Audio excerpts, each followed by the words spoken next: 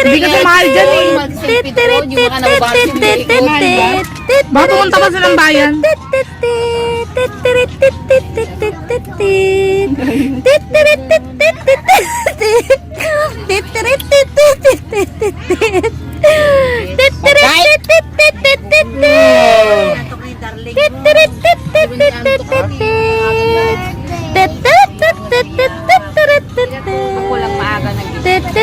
Ate, yung mga sound effects, nilalagay yun sa video. Ini-edit, hindi mo magagawa.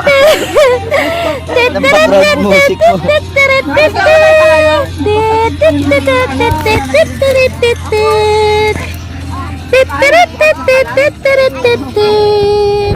Sinisip ko na rin sila sa Titirit.